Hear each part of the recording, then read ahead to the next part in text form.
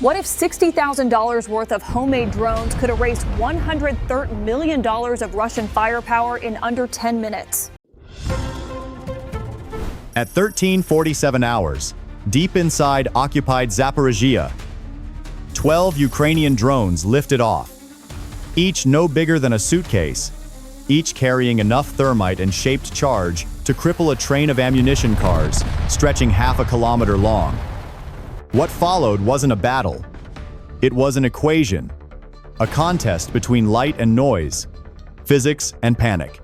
While Russian guns roared and electronic jammers flooded the sky, a few strands of glass fiber thinner than hair turned every million-dollar system blind. This is the story of a mission built on silence, precision, and pure calculation.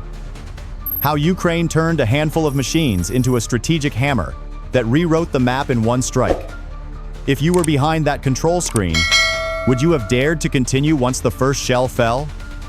At 13:47 hours, in occupied Zaporizhzhia, 12 Ukrainian drones cut across the horizon like streaks of mercury, each one racing at 96 kilometers per hour, hugging the terrain so low that their prop wash bent the wild grass flat. Below, a Russian ammunition train weighing 4,200 tons was crawling through open track, unaware that a $40,000 swarm was hunting it. The operators, buried inside reinforced bunkers, watched the signal feeds flicker. They were seconds from entering range. Then the ground trembled. The first 152mm shell landed 850 meters away, close enough to rain soil onto their consoles. The Russians had triangulated their launch signal. That simultaneous surge of 12 brushless motors had lit up every electromagnetic sensor within 11 kilometers, like a stadium turning on in the dark. Inside Bunker 1, the commander gave a single order: continue. They had roughly 10 minutes before the train vanished into forest cover, and maybe 3 minutes before the next artillery adjustment. It was no longer a mission. It was a race between trajectories. Each drone carried a fiber-optic tether, thinner than fishing line, spooling behind like invisible nerves. That line, glowing faintly under sunlight, was their lifeline. Russian jammers could flood the spectrum with 12 kilowatts of noise, but light through glass cannot be jammed by sound. The enemy had no idea that their most powerful electronic warfare system had just met its natural predator, physics itself. As the second shell whistled overhead, one operator whispered, "If we stop now, the whole front keeps bleeding." The others said nothing. Only the hum of the reels answered. Would you have stayed under fire to finish the mission, or cut the feed and live another day? By 13:49, the Russian guns had locked in. A second 152mm round detonated 610 meters from Bunker 1, shattering the outer ventilation frame. Dust and concrete fragments showered the consoles, but the Ukrainians had calculated this moment weeks before. Their command posts were not random. 3 bunkers spaced 480 to 520 meters apart, buried 4.5 meters deep in reinforced soil, forming a triangle of survival. Why that spacing? Because a high-explosive shell kills everything within 300 meters. At 500 meters, pressure drops below the lethal threshold. Even if one bunker took a direct hit, the others would remain untouched. A mathematical insurance policy in a war ruled by probability. At 13:51, Bunker 2 took a glancing shockwave. Power flickered, but the feed stayed online. The operators switched to backup batteries and rerouted control links through the fiber-optic spools. They were still tracking 11 drones. One had vanished, likely shredded by shrapnel, but the formation was intact. On the monitors, a black plume of diesel smoke marked the Russian train. It was entering the 2.1-kilometer exposed stretch the Ukrainians had studied for months. A corridor of vulnerability, surrounded by flat fields and minimal anti-air cover. The next shell hit just 430 meters away. The bunker's floor rippled like water, but the team didn't flinch. One operator was calmly running trajectory corrections, updating drone altitude from 62 to 44 meters to avoid ground clutter on enemy radar. Every number mattered. Speed, altitude, distance, survival, written in equations. Inside that dim concrete box, they weren't soldiers anymore. They were mathematicians, fighting with light and Tim. If you were inside that bunker, hearing the world collapse above you, would you still trust the math or trust your fear? At 1354, as the drones crossed the 8-kilometer mark, the Russian electronic warfare vehicle R-330 Zhitel-M powered up. Its twin antennas unfolded like black sails, pouring out 14 kilowatts of electromagnetic energy. Within seconds, the air itself became electric. Radio static surged, GPS vanished, and every unshielded circuit began to hum. 3 drones that had lost their fiber-optic tethers went dark instantly. Their control feeds turned to snow, and telemetry froze at 47 meters altitude, 28 meters per second velocity. The remaining 9, still tethered by glass fibers thinner than hair, were untouched. Their data pulsed through beams of light at 190,000 kilometers per second, invisible to the storm raging around them. Inside the Zhitel's cabin, Russian technicians watched their waterfall display explode with color. Red bands of interference spreading across every frequency from 80 megahertz to 3 gigahertz. To them, it looked perfect. Total silence on enemy channels. But then, confusion set in. 9 contacts were still moving straight toward the rail junction. Clean, stable, unstoppable. The commander ordered maximum output. The Zhitel peaked at 21 kilowatts, generating a jamming bubble 31 kilometers wide. It blinded everything inside, including their own communications. Across the valley, a BTR gunner screamed into a dead radio. Artillery batteries lost fire corrections. Air defense units went mute. In trying to blind the enemy, they had blinded themselves. Above that chaos, 9 lines of light continued forward. The drones, silent, cold, and immune, cutting through the static toward the iron spine of the railway. At 1357, 4 drones detached from the main swarm and climbed to 510 meters, rising above the haze like glints of glass in sunlight. Their task wasn't to strike the train, it was to erase the rails behind it. Each carried a 1.6 kilogram thermite charge, small enough to fit in a soldier's palm, but capable of generating 2,450 degrees Celsius of heat. Hot enough to liquefy steel in under 6 seconds. At 1358, the formation leveled out.